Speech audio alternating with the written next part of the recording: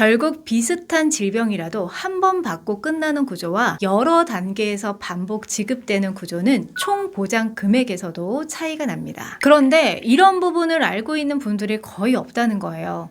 보험 상담을 하다 보면 이런 이야기 정말 자주 듣게 되는데요. MRI에서 뇌졸중 진단 받았는데 보험금이 안 나왔다. 병원에서 심근경색이라고 했는데 장애가 남지 않았다고 지급을 거절당했다. 치료도 다 받고 퇴원했는데 중대한이라는 조건에 해당하지 않는다. 이런 경험이 생각보다 많이 있습니다. 보험료를 꼬박꼬박 내고 있었고 큰 병이 생기면 보험금이 나올 거라고 믿었는데 막상 청구를 해보니까 중대한 질병이 아니다 라는 이유 하나로 거절이 되는 경우가 많이 있죠. 오늘은 과거에 많이 가입을 하셨던 CI보험, 그 중에서도 핵심 보장이라고 믿었던 중대한 질환 진단비가 왜 현실에서는 생각만큼 보험금을 지급받기 어려운지, 그리고 지금의 보험과 구조가 얼마나 다른지 약관을 통해 정확하게 파헤쳐 보겠습니다.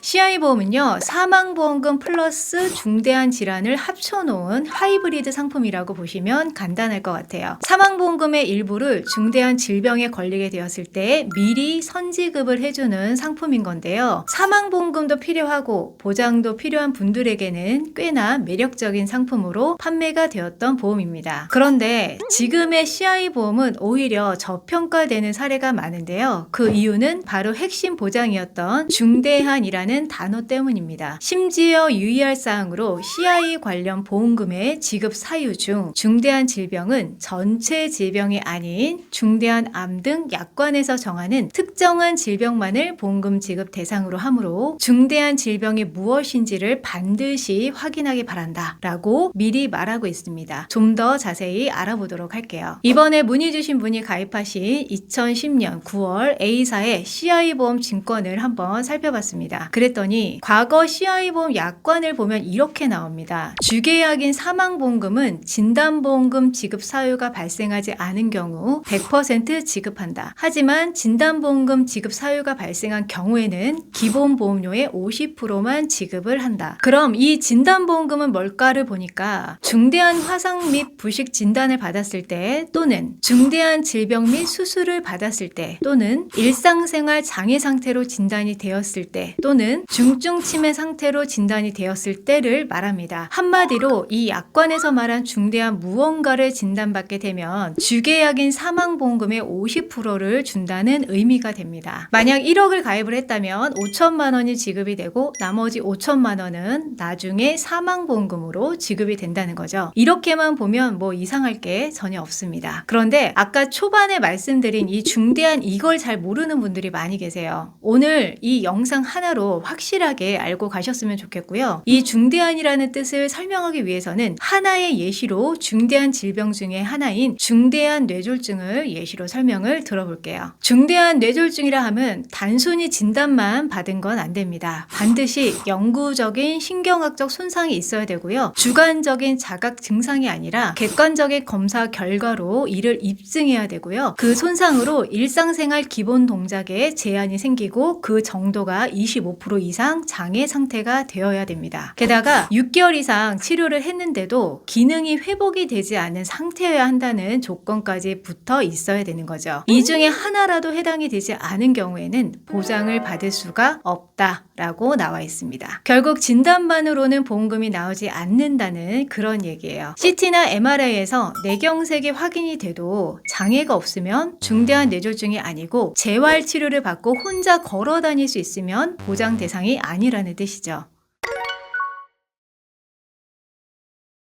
그럼 요즘 판매되는 뇌졸중 보험은 어떤지 한번 비교를 해볼까요? 지금 약관은 이렇게 단순합니다. 보험기간 중 뇌졸중으로 진단 확정된 경우 보험가입 금액을 지급한다. 조건도 복잡하지가 않죠. 국내 의료기관에서 의사가 뇌졸중으로 진단만 하면 되고요. CT나 MRI 등 영상검사로 확인이 되면 그걸로 충분합니다. 영구적 손상이 없어도 6개월이 안 지났어도 일상생활이 가능해도 진단받으면 보험금이 나옵니다. 있습니다. 그 차이가 생각보다 훨씬 큰데요. 과거 CI 보험은요, 병도 생기고 장애도 남아야 보험금을 받을 수 있는 구조였다면 지금 보험은 병이 생겼다는 진단만으로 바로 지급이 되기 때문입니다.